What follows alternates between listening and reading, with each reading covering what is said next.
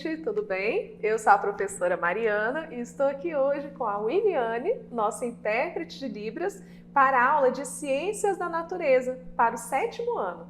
O título é o seguinte: Programa Nacional de Imunizações e Prevenção de Doenças. Vamos? Na aula de hoje, estudaremos primeiramente, relembrando, o que é vacina e o que é soro. Estudaremos também sobre as doenças imunopreveníveis, que são aquelas nas quais o uso de vacina é importante, assim como suas características. Estudaremos também sobre o Programa Nacional de Imunizações, a importância da Fundação Oswaldo Cruz e o Instituto Butantan para a saúde pública brasileira, finalizando com alguns exemplos de soros que são produzidos pelo Instituto Butantan. Na aula anterior, nós estudamos sobre o que é pandemia, surto, epidemia e endemia. Nós observamos que a prevenção de várias doenças, ela está relacionada à forma de contágio de cada uma delas. Estudamos que no caso de algumas doenças, a vacinação pode ser um caminho muito importante para contê-las. Estudamos também que após o contato com aquele agente causador de doença, pode ser necessário o uso de substâncias chamadas soros. Agora eu vou falar um pouquinho sobre a saúde pública brasileira, começando com o Programa Nacional de Imunizações. Esse programa é um dos maiores programas de vacinação no mundo e ele confere o acesso universal às vacinas e de forma gratuita. Através desse programa, a maioria das doses de vacinas utilizadas no nosso país vem também de território nacional. Mas como que isso se deu? Qual é a relação entre esse programa e as vacinas? Bem, primeiramente, é importante lembrar que as vacinas elas são utilizadas no processo de erradicação de doenças. Então, lá atrás, há vários anos atrás, por exemplo, na prevenção da varíola, foi quando as vacinas começaram a ser utilizadas aqui no Brasil. Existe uma outra doença que é chamada de paralisia infantil, que ela também foi erradicada pelo uso das vacinas, assim como o sarampo. Esse Programa Nacional de Imunizações ele foi criado em 1973 no contexto da prevenção da varíola, como eu citei anteriormente. E ele foi consolidado com a criação do Sistema Único de Saúde, o SUS, no ano de 1988. Entre essas duas datas, entre esses 2 anos, surgiu aqui no nosso país o Programa de Autossuficiência Nacional em Imunobiológicos, PASNI. O que é esse programa? Ele possibilitou que investimentos fossem feitos para que laboratórios públicos do nosso país pudessem ter condições de funcionamento.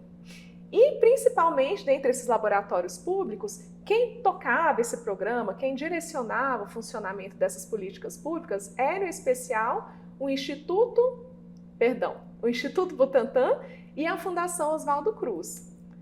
Aqui na imagem nós temos a Fiocruz, a Fundação Oswaldo Cruz, uma foto da fachada desse instituto que está lá no estado do Rio de Janeiro, na cidade de Rio de Janeiro, e temos aqui o Instituto Butantan, que fica em São Paulo.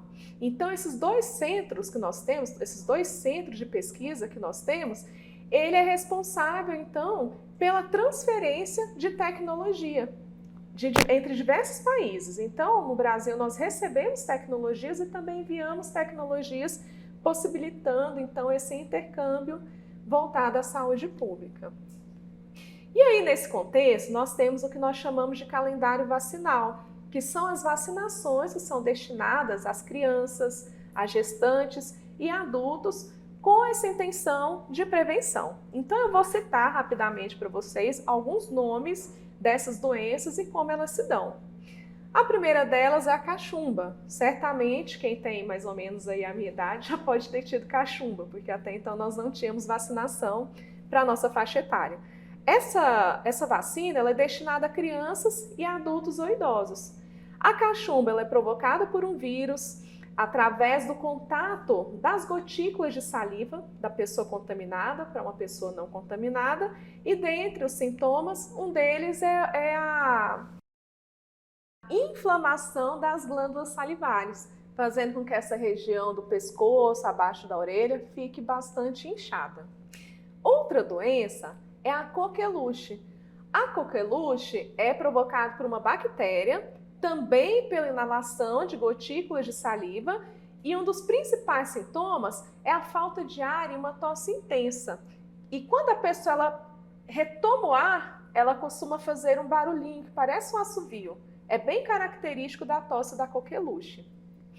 Outro exemplo de doença é a difteria, também provocada por uma bactéria e também pelas vias respiratórias.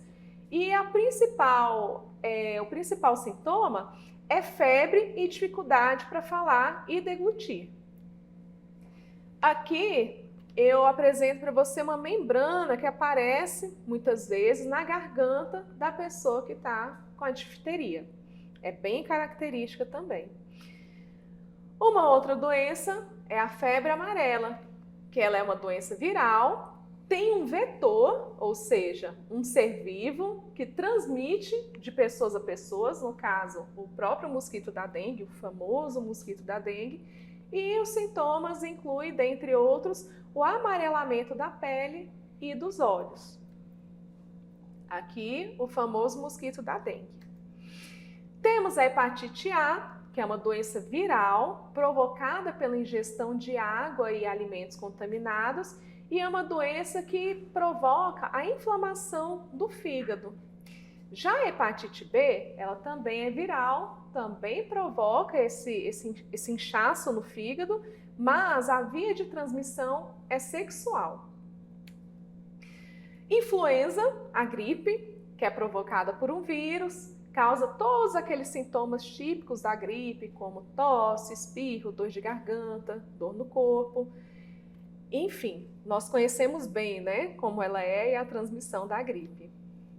Temos também a meningite, que é uma doença bacteriana, ela também é transmitida pelas vias respiratórias, e dentre os sintomas que ela tem, além de dor de cabeça, vômito, ela provoca uma rigidez na nuca, porque a meningite ela causa a inflamação de uma das membranas que protegem o nosso sistema nervoso, as meninges, por isso que tem esse nome, a doença.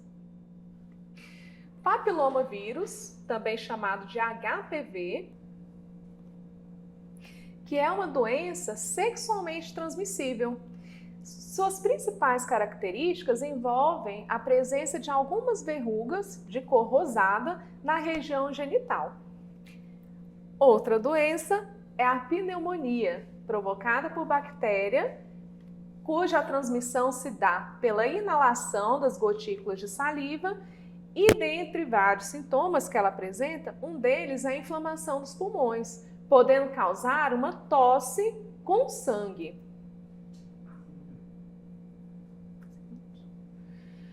Aqui nós temos uma imagem, né, do pulmão acometido pela pneumonia.